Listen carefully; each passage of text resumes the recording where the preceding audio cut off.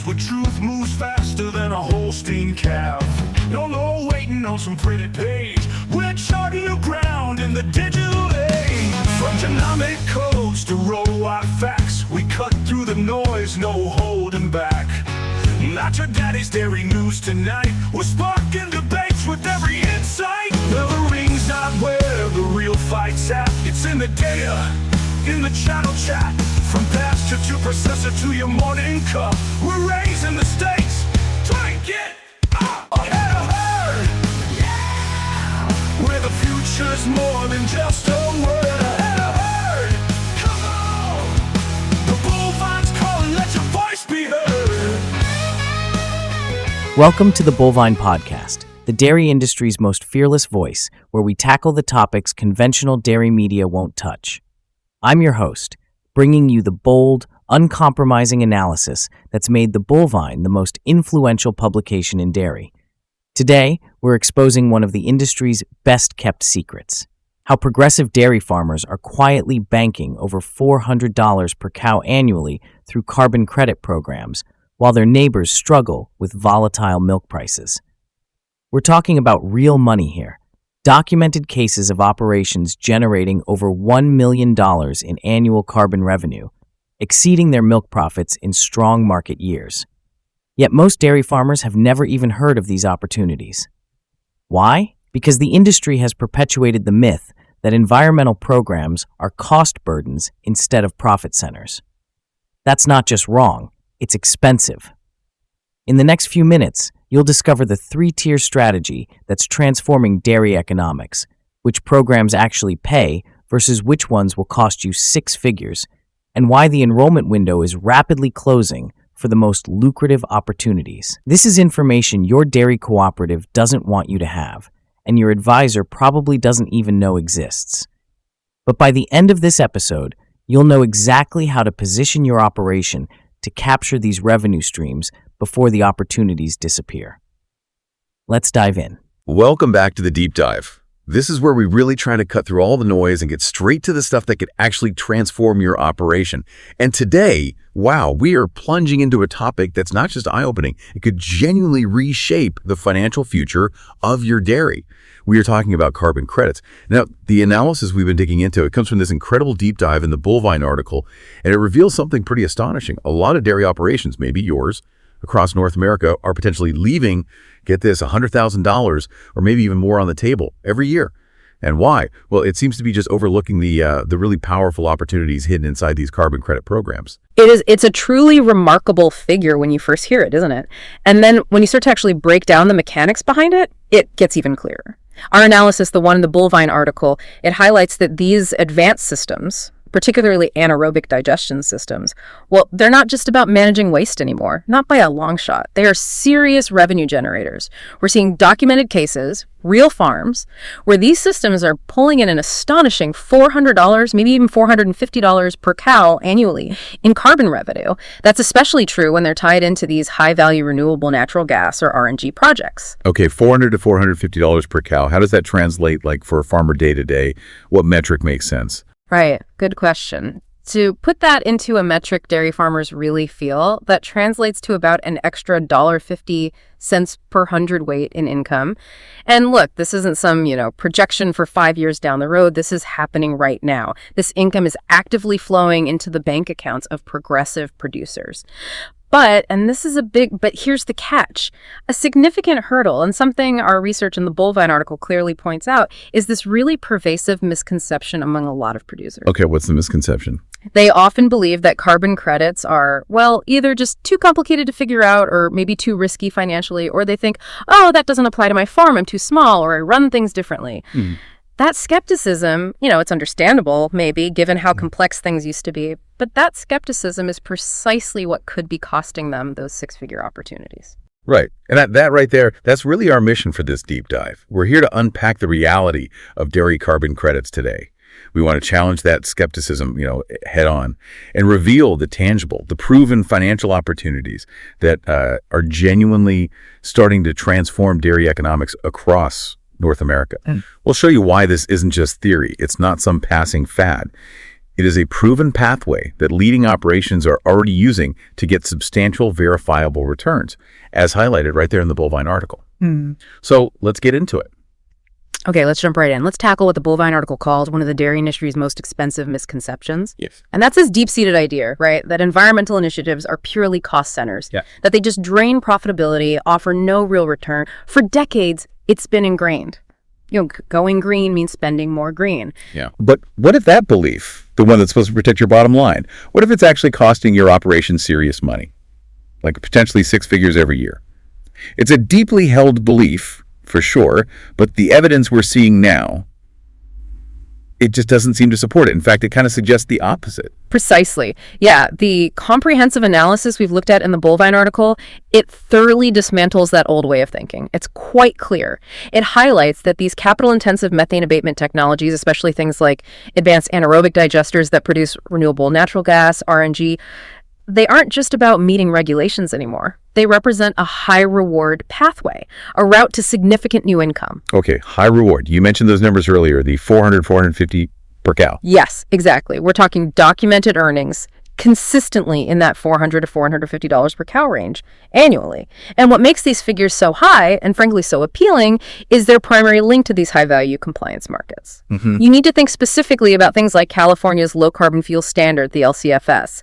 Okay, compliance markets. Why is that different from, say, just a voluntary market? Well, this isn't some niche voluntary market where credit prices can swing wildly up and down, It's a robust regulatory framework. The LCFS basically mandates fuel providers in California to progressively reduce the carbon intensity of their products year after year.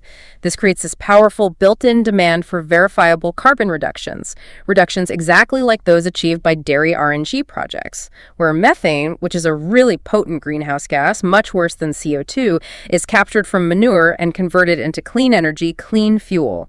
It's a system designed specifically to incentivize these emissions reductions and dairy farms with these digesters. Well, they're just uniquely positioned to capitalize on that incentive. And to really drive that point home, the Bullvine article gives a really compelling real-world example, doesn't it? It does. It's quite striking. It details this documented case study, a large 5,500 cow dairy operation out in the Western U.S. This farm, after all expenses were paid, reported generating a staggering $1.4 million in annual carbon credit revenue. $1.4 million. Yeah, when you break that down per cow, it's roughly $255 per cow.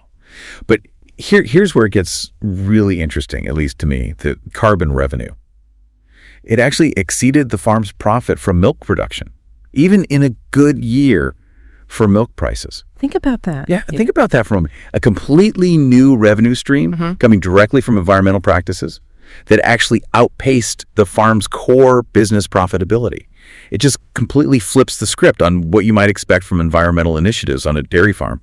It's clearly not just about compliance anymore. It's about a whole new form of profitability. It absolutely does flip the script. And so the natural question then is, well, why does this old mindset persist if the numbers are so clearly telling a different story? And the reason, as the Bullvine article explains, is that for decades, the dairy industry has viewed environmental programs almost solely through that regulatory compliance lens. Historically, you anticipated penalties, maybe fines, or just additional costs you had to bear to meet environmental mandates. Right, it was always a cost. Something to manage, to minimize. Exactly. It was always seen as an unavoidable expense, something to be navigated defensively. But these carbon markets, they represent a fundamental shift, a paradigm shift, really. Instead of paying penalties for emissions, farms now get paid for reductions. This is such a crucial distinction, a complete reversal of the financial flow. You're moving from seeing it as a cost burden to seeing it as a legitimate profit center. And that's a shift, frankly, that many producers are still grappling with. They're maybe unsure if it really applies to them or if it's worth the effort to fully understand. And the proof points for this transformation, they just keep coming. The Bullvine article also shows that even approaches that are, less capital intensive have generated substantial returns. We're not just talking about those massive multi-million-dollar anaerobic digesters anymore. That's a very important point. Across just 3 specific carbon projects initiated back in 2021 and 2022, U.S. dairy farmers using a particular feed additive, agalin ruminant, they collectively received nearly $3 million in carbon asset payments. $3 million. Yeah, That's significant money flowing directly to farmers for what is, relatively speaking, a pretty simple daily management practice. Adding something to the feed, it really demonstrates that you don't necessarily need to be the absolute largest operation or invest millions up front to start benefiting from these carbon credit programs. That's absolutely right. And the Bullvine article provides the practical details for these feed additives too. The profitability, like with any input really, it hinges on the carbon credit prices being high enough to, comfortably offset the daily cost of the additive itself. Our research in the Bullvine article estimates this cost is somewhere around 15 cents to $0.30 per cow per day. So while the initial investment is tiny compared to a multi-million-dollar digester, you absolutely need to do careful financial calculation. You've got to ensure that the carbon revenue you generate from the methane reduction actually outweighs that daily feed cost, so you end up with a net positive return. It just emphasizes the need for a really clear-eyed financial assessment. We'll dig into more specific numbers on that a bit later in our deep dive. Okay, good. So with that foundation laid, let's unpack this into a clear, kind of actionable framework. The Bullvine article lays out this really helpful 3-tier carbon revenue strategy, and it's verified by real farm data, which is key. This is super helpful because it lets you, as a producer, quickly see which opportunities might align best with your specific operation scale, your resources, and maybe your risk tolerance. Because it's definitely not a one-size-fits-all solution, right? Understanding these tiers seems crucial. Absolutely crucial. Let's start with Tier 1, the RNG Gold Rush. Now, this tier, as the Bullvine article details, is primarily aimed at the larger operations. We're defining that, based on the analysis, as dairies with roughly 2,500 cows or more. For these larger operations, anaerobic digestion systems are, without a doubt, the gold standard technology for maximizing carbon revenue. The gold standard, okay. Yeah. These are sophisticated systems. They capture biogas from manure, which stops that potent methane gas from escaping into the atmosphere. The captured biogas then has basically 2 main, highly lucrative pathways it can go down. One, it can be used for electricity generation. This electricity can be used right there on the farm, drastically cutting energy costs, or it can even be sold back to the electrical grid, creating another nice, steady revenue stream. Okay, electricity is one path. What's the other? The other path, and this is where those really high-value carbon credits often come in, is upgrading the biogas to what's called pipeline-quality renewable natural gas, or RNG. This RNG is then injected directly into existing natural gas pipelines. It's then used as a low-carbon transportation fuel, and that qualifies it for those high-value compliance credits we talked about, like California's LCFS. The demand for this low-carbon fuel is huge, and it's only growing. Okay, but the Bullvine article doesn't shy away from the cost, right? These systems aren't cheap. Not at all. We have to be upfront about the significant capital investment required. The analysis puts the cost anywhere from $3 million to well over $10 million. So it's pretty clear this opportunity is largely accessible only to the very largest dairy operations, or, and this is a critical point we'll come back to, those operations that manage to secure substantial government grant funding. Right, the grants. Yeah.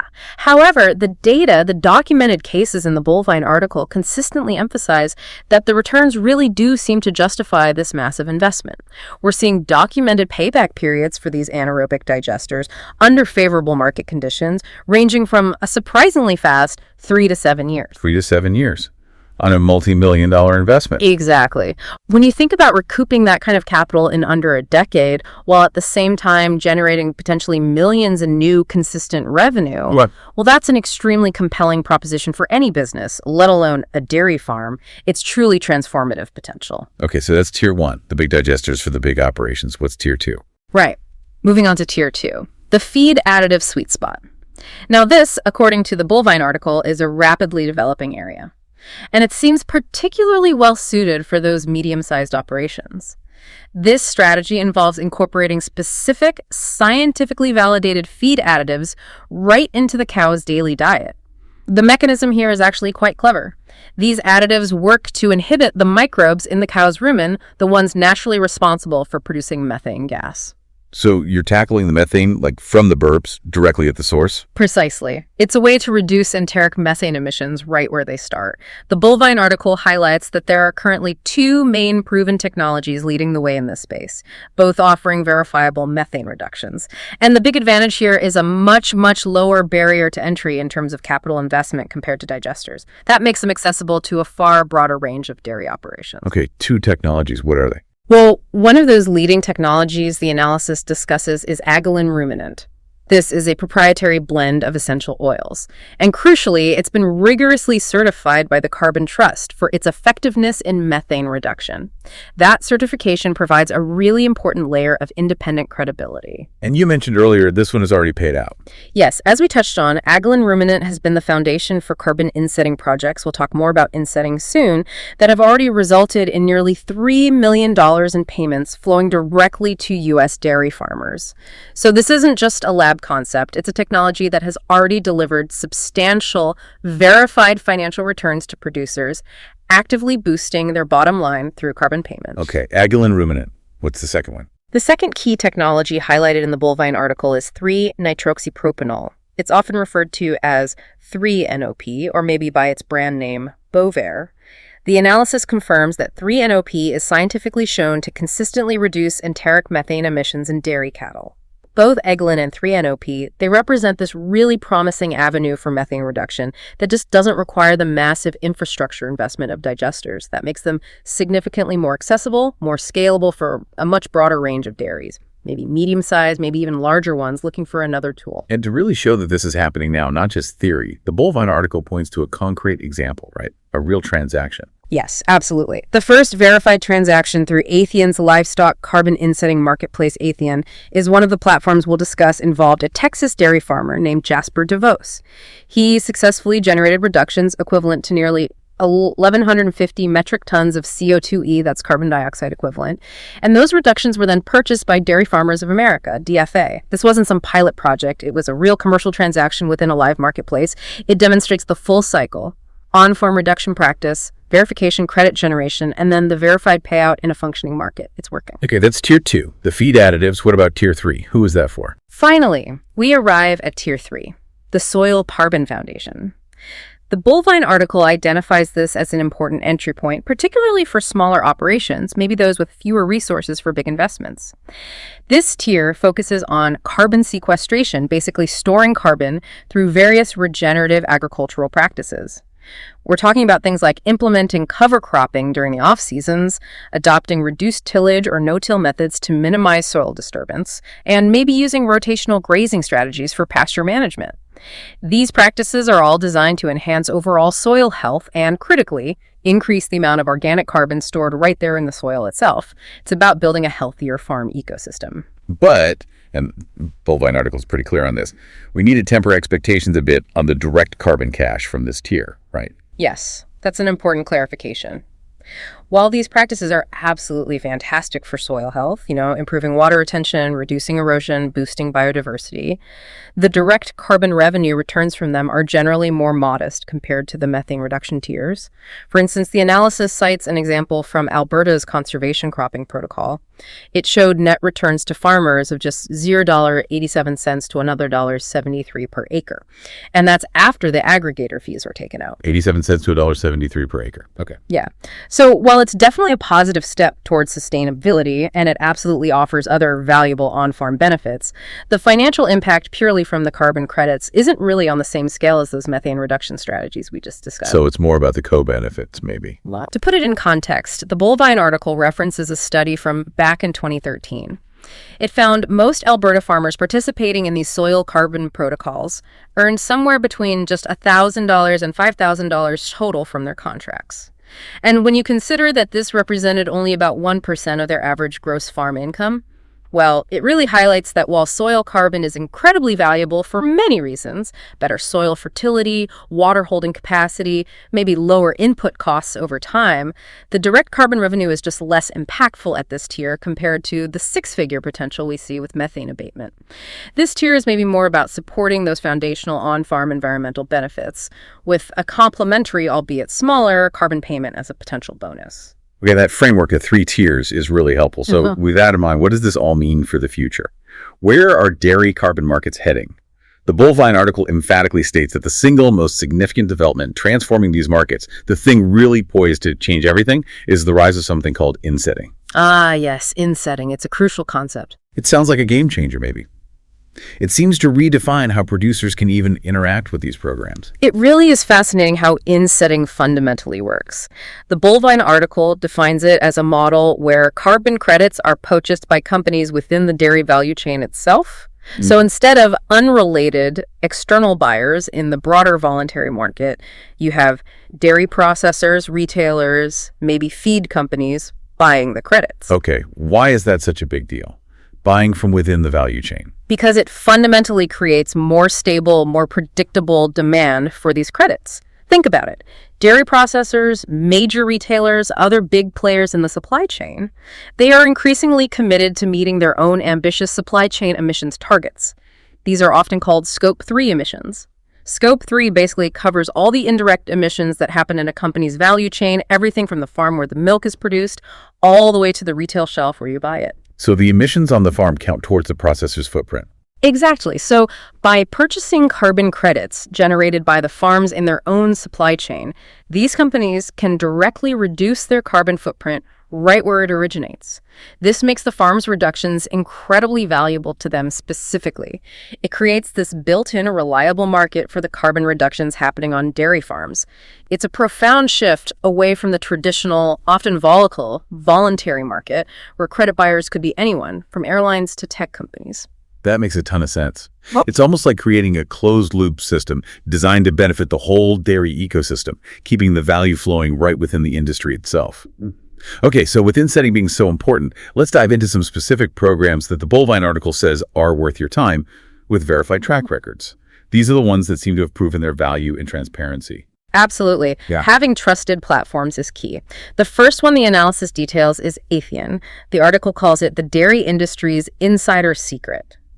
What really stands out about Athian is its revenue split. It's very favorable. 75% goes directly to the farmer, with just 25% going to the platform to cover operations, verification, market facilitation, etc. 75% to the farmer, that's pretty good. It's very good. And its key partners are really significant players in the dairy world. Dairy Farmers of America, DFA, Elanco Animal Health, Nutrient, big names. And the reason it works so effectively, as the Bullvine article explains, is precisely because it strategically keeps that value within the animal agriculture value chain. This creates that critical built-in demand from dairy processors and others who are actively looking to meet their Scope 3 targets. It's really a solution designed by the industry for the industry, fostering a sustainable internal marketplace. Okay, Athian sounds promising. What's next on the list? Next up, the research brings us Concord Agriculture Partners. The Bullvine article labels this one the feed additive specialist. They boast what the article calls an industry-leading revenue split. An impressive 85% of the revenue goes directly to the farmer, with only 15% going to the platform. Wow, 85%, that's even better. It's an incredibly generous share for the producer, really maximizing their take-home profit from the credits. Their specific focus is on reducing that enteric methane, the burps, primarily using the Agalane ruminant feed additive that we talked about. And their track record is strong. As mentioned, they've been part of those projects that have collectively delivered nearly $3 million in payments directly to U.S. dairy farmers. So this isn't just a startup with a good idea. It's a program with proven payouts and a clear financial benefit already demonstrated for participants. Okay, Concord, focused on feed additives, great split. Who else? And then there's Carbon by Indigo. The Bullvine article positions this one more as the soil carbon leader, although they do broader agriculture too. While their main focus might be row crops, they certainly offer opportunities relevant to dairy operations, especially on the soil carbon sequestration side, Tier 3. Their revenue split is 75% to the farmer and 25% to the platform, so that aligns with Athian's model. It's a transparent and fair approach. An important aspect of Carbon by Indigo highlighted in the analysis is its registry association. They use the Climate Action Reserve, or AR. AR. Why is that important? HEAR is renowned for its high credibility and really rigorous standards in the carbon market.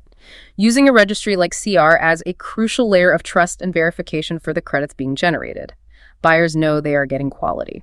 And in terms of actual performance data, the Bullvine article notes that Indigo paid out $30 per credit back in 2022. That was actually higher than their initially projected $20. So that indicates a strong appreciating market for their verified credits, which meant better than expected returns for the farmers participating. Okay, so Athian, Concord, Indigo. Those seem like solid options with track records. Now here's where things could get really transformative for a farm's bottom line. The Bullvine article calls government funding your secret weapon for million-dollar projects. This isn't just about the credits themselves. It seems to be about making these bigger projects, especially the digesters, financially feasible for more people. You're absolutely right. This is huge. The federal support detailed in the Bullvine article is explicitly designed to de-risk these significant investments. It can turn what might seem like an insurmountable capital hurdle into a much more manageable project. Let's look at the On-Farm Climate Action Fund, OFCAF. This is a big one. A $200 million fund specifically dedicated to providing direct cost-share funding for beneficial management practices, BMPs, right on farms. Cost-share funding, so the government pays for part of it. Exactly. The analysis mentions the Ontario program as a prime example. It offers a very generous 65% cost share for eligible practices.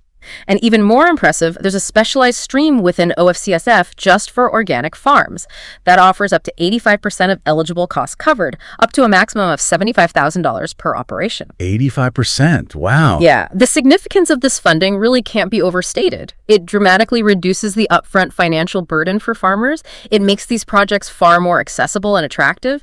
It essentially bridges that gap between maybe wanting to do something ambitious environmentally and the practical financial realities of running a farm. It turns distant dreams into concrete possibilities. That's incredible support, especially that 85% for organic. But what about those truly massive projects, those multi-million-dollar digesters? Is there specific funding aimed squarely at them? Indeed, there is. The Bullvine article highlights the Agricultural Clean Technology Program, or ACT program. This program is specifically targeted at those larger scale projects, and it provides non-repayable contributions, basically grants of up to 50% of the project costs, and the maximum contribution per project is $2 million. $2 million. Yeah. Non-repayable. Correct. The analysis stresses that this is critical funding, particularly for those anaerobic digester investments we talked about in Tier 1. As we discussed, these are inherently multi-million-dollar projects, often $5 million, $10 million, maybe more. Having up to half of that capital cost potentially covered by the government can absolutely transform a project from being financially daunting to being eminently feasible. It's really a clear recognition by the government that these technologies provide a significant public good by cutting greenhouse gas emissions, and therefore they warrant substantial financial backing. That is game-changing support. So we've got robust federal help.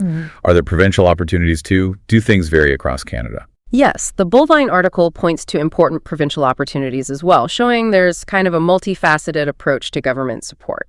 For example, out in Alberta, they operate under what's called a tier regulation, technology innovation, and emissions reduction.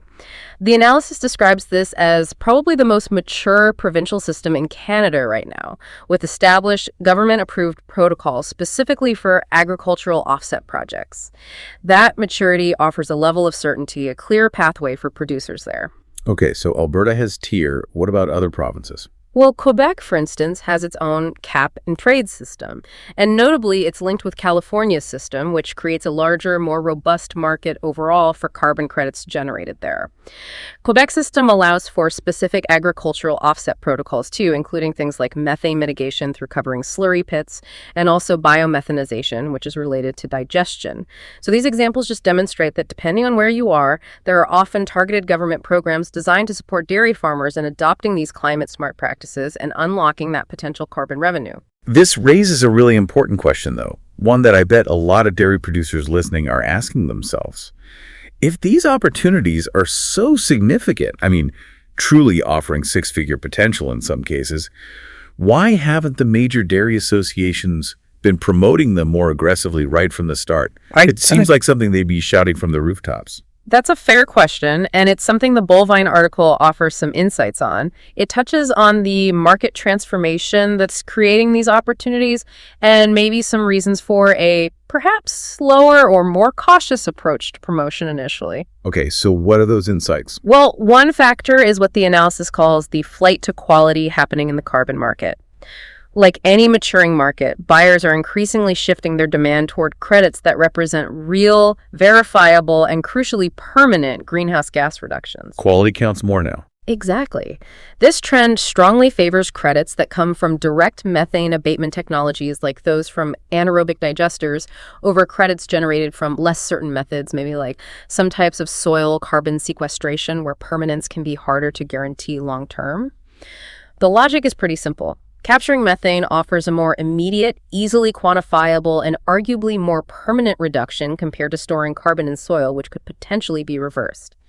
This preference for quality might explain why some associations were maybe hesitant to broadly promote all types of carbon programs in the early days.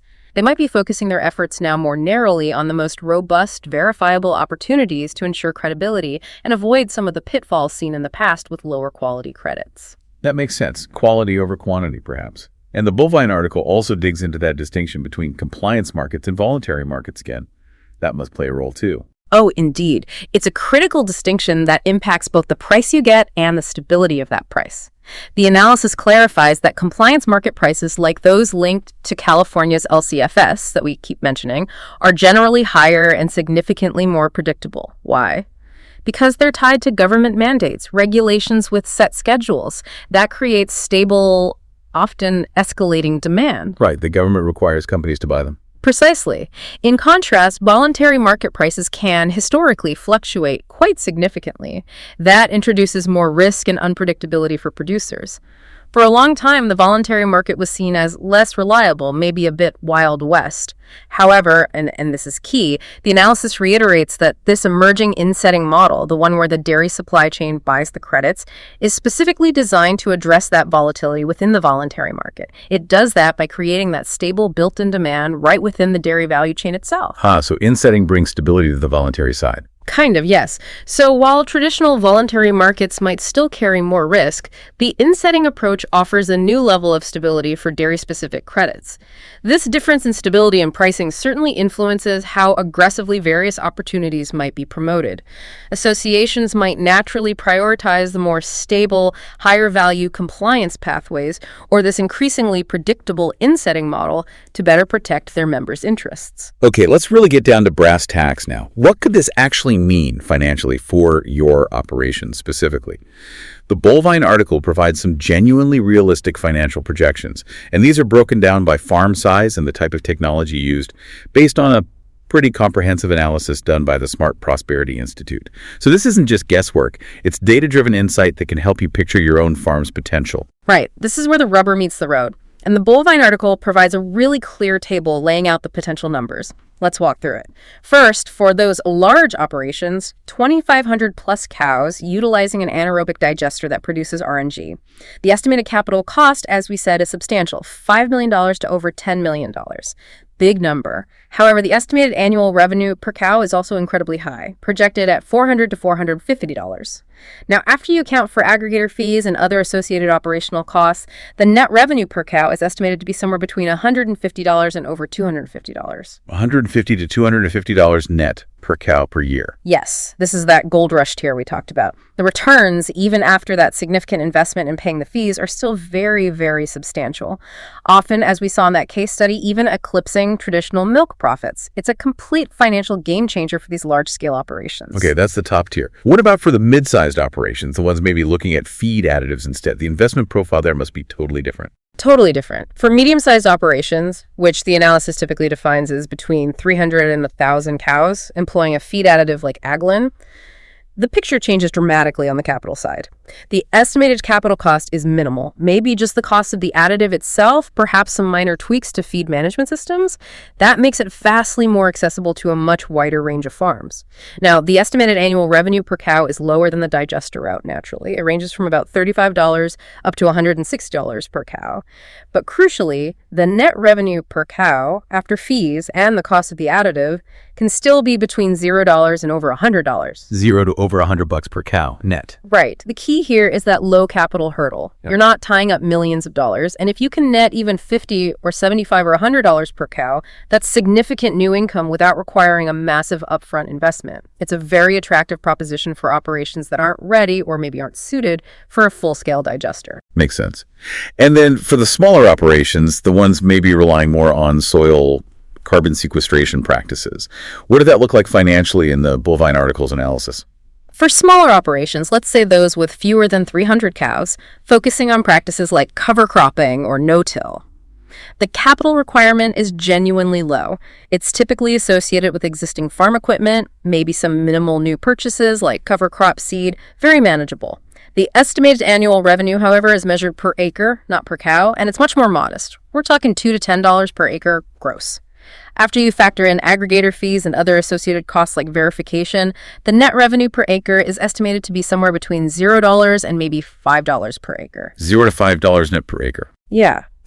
So, as we discussed earlier, while these practices are incredibly valuable for soil health, for farm resilience, for long-term sustainability, the direct carbon revenue component is comparatively small.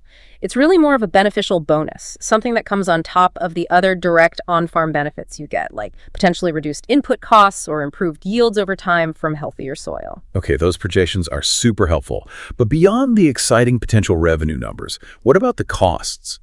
The ones that maybe get overlooked sometimes, the ones that can really eat into those projected earnings if you're not careful. The Bovine article outlines some really critical cost considerations that producers absolutely need to factor into their calculations to avoid nasty surprises down the road. Yes, these are the expenses that can easily diminish your projected revenue if you don't understand them upfront. The first big one is measurement, reporting, and verification costs, often just called MRV. The analysis in the Bovine article states you should probably expect to pay somewhere between $10,000 and $20,000 per individual farm project just for MRV. $10,000 to $20,000. Yeah. Just for the measuring and reporting. Per project, yeah. And look, this is a non-negotiable expense. It's absolutely essential for the integrity of any credible carbon program. It ensures that the carbon reductions you're claiming are real, they're quantifiable, and they can be verified by independent third parties. Without robust MRV, your credits simply won't be recognized or hold any value in any legitimate market, whether it's compliance or voluntary. It's basically the cost of credibility. You have to have it. Okay, MRV is essential, but expensive. Yeah. What else? You mentioned aggregator fees earlier. Right, aggregator fees. These can vary wildly, and that variation can significantly impact your net earnings. The Bovine article notes fees can range anywhere from as little as 15% all the way up to 50% of the credit value in some cases. 50%, wow. Yeah. That's why transparency here is so absolutely crucial. The analysis highlights that transparent programs like additive stating a clear 75% to the farmer, 25% to the platform split make it much easier for you to calculate your net earnings up front. No surprises. You really have to be wary of programs with opaque fee structures or extremely high aggregator fees because they can severely diminish your take-home pay, leaving you with far less than you initially anticipated. And finally, the analysis mentions transaction costs. These are often underestimated, but they're also essential for program integrity, and they can include things like legal fees if you get a lawyer to review the contract, administrative overhead for managing the whole credit generation and sale process, and other sort of minor costs associated with the actual buying and selling of credits on the market. While they might seem small individually, they definitely add up, and they need to be factored into your overall financial projection to get a true, realistic picture of potential profitability. Okay, this next segment feels really important. It's something every single dairy producer thinking about carbon markets needs to pay close attention to. While the opportunities we've discussed are clearly real and potentially significant, the Bovine article provides a very stark warning. It labels this section, Programs to Avoid, the $100,000 Mistake.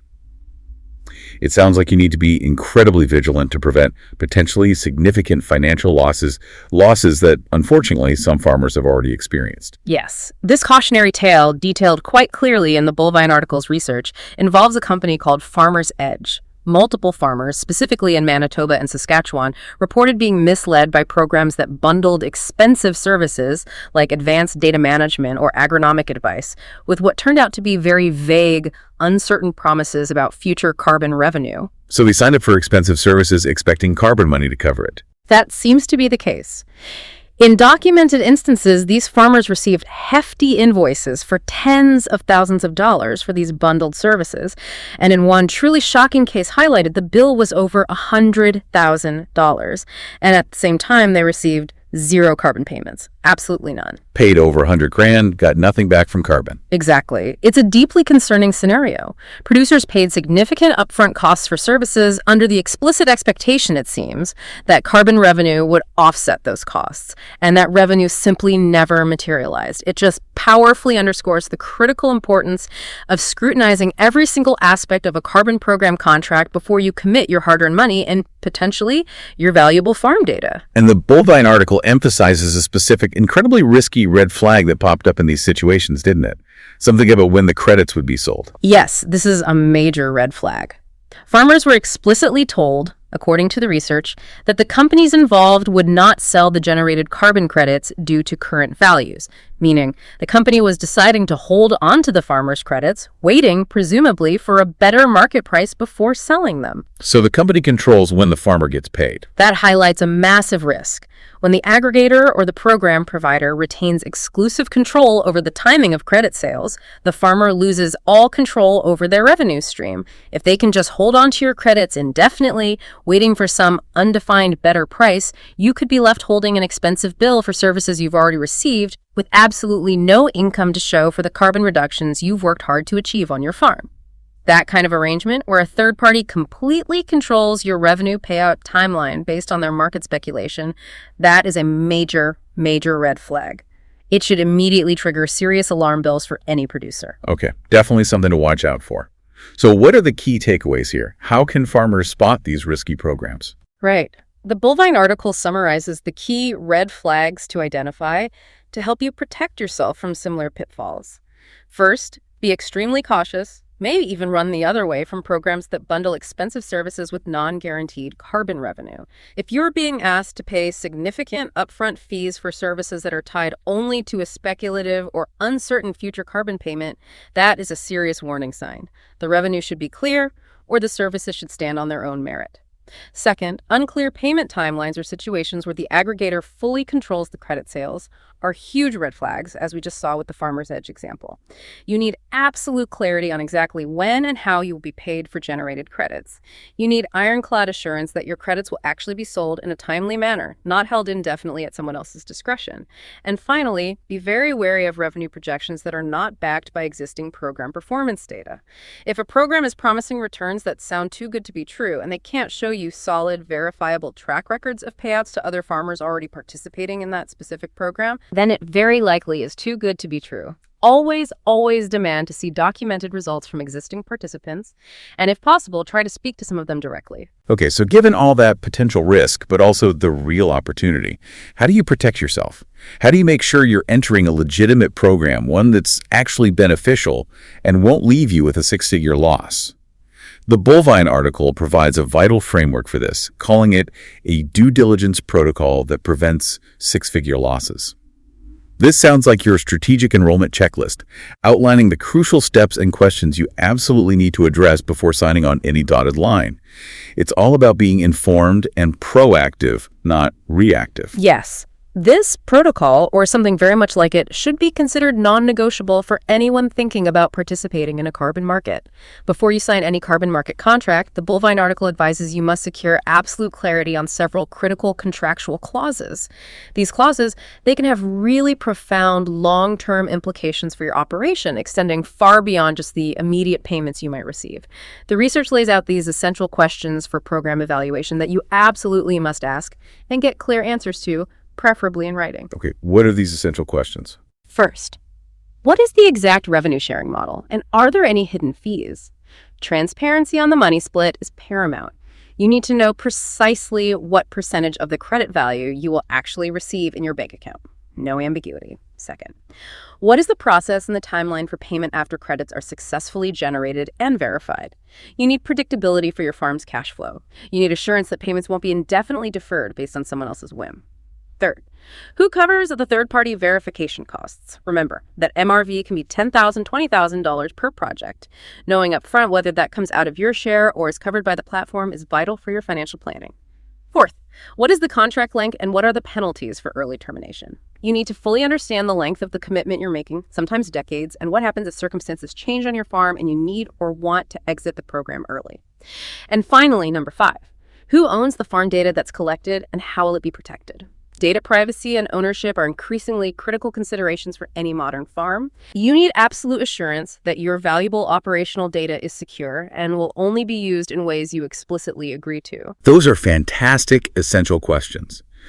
But beyond those, the Bullvine article highlights some specific critical contract clauses you really have to dig into and understand because they can have these unexpected, really long-lasting impacts on your farm, potentially for decades to come. That's right. These clauses are often where some of the more subtle complexities and those really long-term commitments are buried in the fine print. The first one is about additionality requirements. This clause basically means that the carbon reducing practices you implement must be additional to what you were already doing, your sort of business as usual operations. Additional to business as usual. What did that mean in practice? Well, what it often means, unfortunately, is that highly progressive farmers, the ones who have already been practicing conservation for years, maybe you've been using cover crops or reduced tillage for a decade already because you know it's good for your soil, you might actually be rendered ineligible for new carbon payments under some programs. Why? Because your efforts aren't considered new or additional reductions triggered by the carbon program incentive. So you get penalized for being an early adopter. That seems backwards. It can feel quite unfair, yes. It creates this somewhat perverse incentive that effectively penalizes the very farmers who have been leading the way in stewardship. It's a crucial detail you absolutely need to clarify up front with any program. Will your existing practices qualify, or do you need to implement something brand new? Wow, okay. Additionality is huge. What's the next critical clause to watch for? Then there are permanence obligations. These are contractual requirements, often legally binding, to maintain specific carbon-reducing practices for a very extended period. We're often talking 10 years, 20 years, sometimes even longer. 10 to 20 years or more. That's a long commitment. It's a very long commitment. While these clauses are designed to ensure the integrity and the long-term climate impact of the carbon reduction or sequestration, they create significant long-term encumbrances on your land and your operational flexibility. This can seriously complicate future farm succession planning. Imagine passing the farm to the next generation or selling it. The new operator inherits these binding, multi-decade commitments to specific land management practices. It's a very serious consideration that requires you to think with a multi-decade outlook. You need to be fully aware of this long-term responsibility before you sign. Okay, permanence is a big one too. And finally, there's this concept of reversal liability. That sounds a bit daunting. What is that? Yes, reversal liability. This addresses the risk that sequestered carbon, particularly carbon stored in soils through practices like cover cropping or no-till, could potentially be released back into the atmosphere. This could happen due to unforeseen circumstances. Maybe a severe drought damages cover crops, maybe a future operator changes management practices and starts intensive tillage again, or maybe a natural disaster like a wildfire occurs. So the carbon you stored gets released, and someone's liable. Potentially, yes. The Bullvine article notes that reputable programs manage this risk through mechanisms often called buffer pools. For example, Carbon by Indigo explicitly states that it holds back up to 20% of all the credits generated across its program participants. This pool acts as a kind of insurance mechanism. If a reversal happens on one farm, credits from the buffer pool can be retired to cover that loss, protecting the integrity of the credits sold to buyers and potentially shielding the individual farmer from direct liability. You absolutely need to understand how this potential liability for reversals is handled within any program you consider. You want to ensure you're not left financially exposed if a reversal occurs on your farm, especially due to factors potentially beyond your direct control. Okay, wow. We've covered a lot: the tiers, the programs, the funding, the risks, the due diligence. So let's bring it all together. What does all this mean for you, the dairy producer listening right now, maybe juggling volatile milk prices, rising input costs, all the usual pressures? Well, the research in the Bullvine article is incredibly clear on the takeaway message. While many producers are, quite understandably, focused on those traditional day-to-day pressures, progressive farms, the ones looking ahead across North America, are actively building substantial, entirely new revenue streams through these carbon credit programs. The earning potential isn't just theoretical anymore. It is absolutely verified through documented case studies, proving that this is a tangible, impactful opportunity that is genuinely changing the financial game for some dairies. And let's just reiterate those core numbers from the Bullvine analysis one more time, because they really paint a compelling picture. Absolutely. We're talking about realistic annual revenue potential of $400 to $450 per cow for those Tier 1 anaerobic digestion systems, an amount that, as we saw, can often exceed milk profits on a per-cow basis. Beyond that massive potential, nearly $3 million has already been paid out directly to farmers through Tier 2 feed additive programs like Agalin. And critically, underpinning all of this, there's significant government support available, potentially covering up to 85% of the implementation costs for adopting these practices. This isn't small change we're discussing. It's real substantial income that can fundamentally alter a firm's financial outlook, creating a robust, diversified new income stream alongside milk production. Okay, so let's drive home maybe the three most critical takeaways from this deep dive, all backed by that verified research in the Bullvine article. What are they? First, it seems crystal clear that program quality varies dramatically. You absolutely have to choose wisely. On one hand, you've got legitimate platforms like Athean offering transparent 75% farmer revenue shares with documented transactions and clear payouts already happening.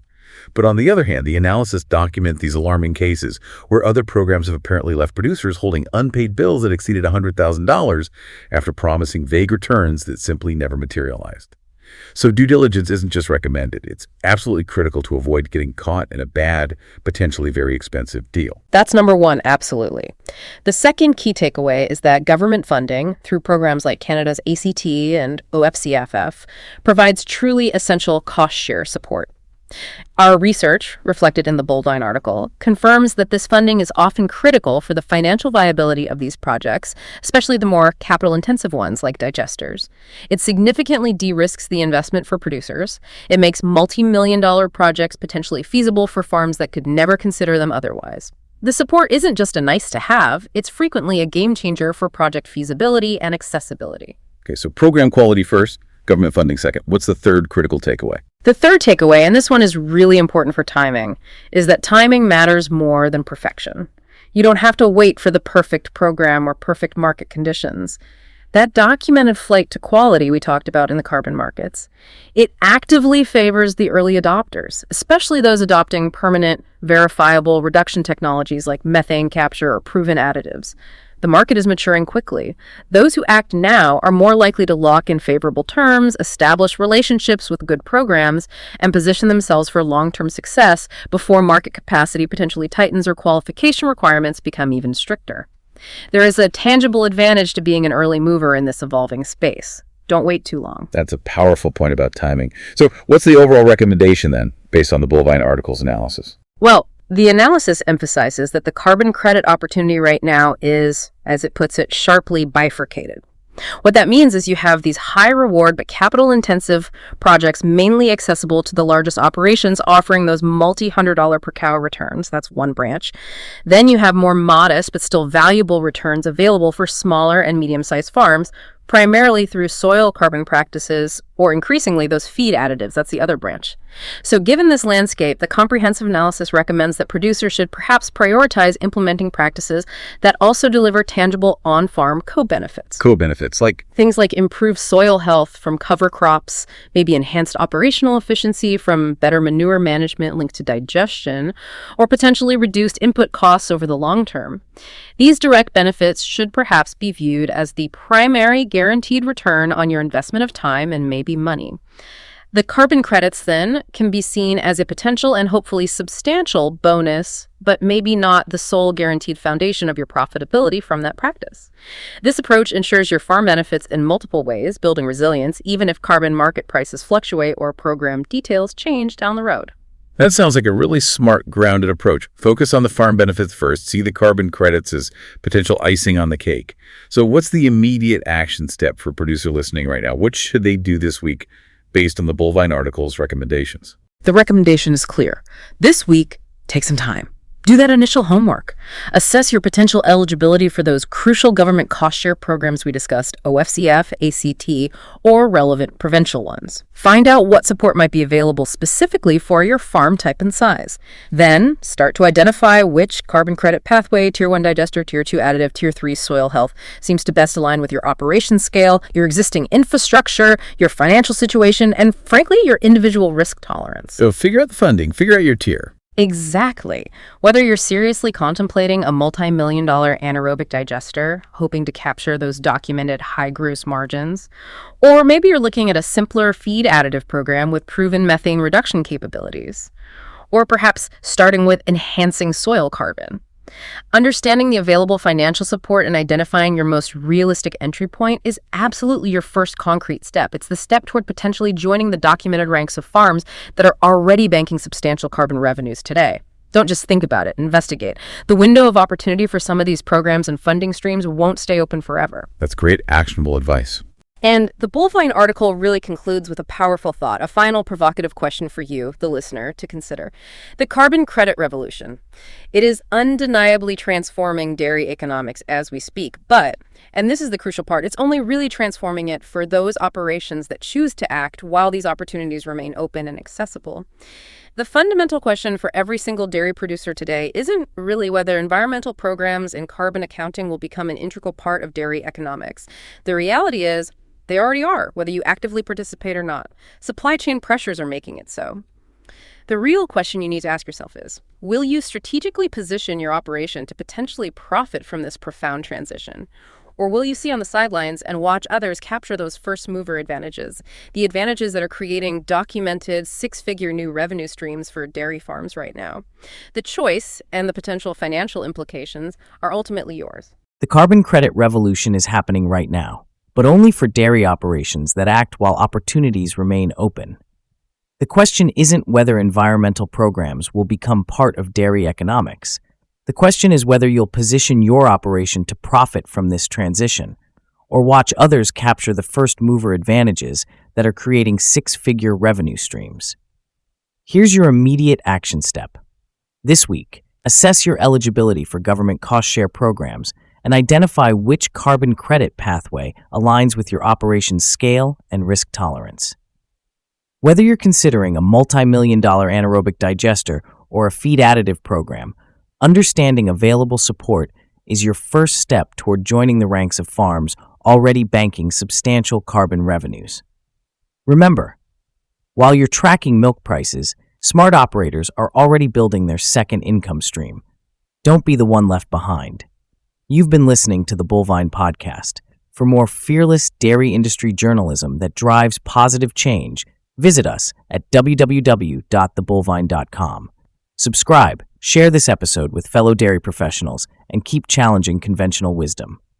Until next time, this is the Bullvine, where transparency meets profitability and the truth about dairy's future gets told. Thanks for listening.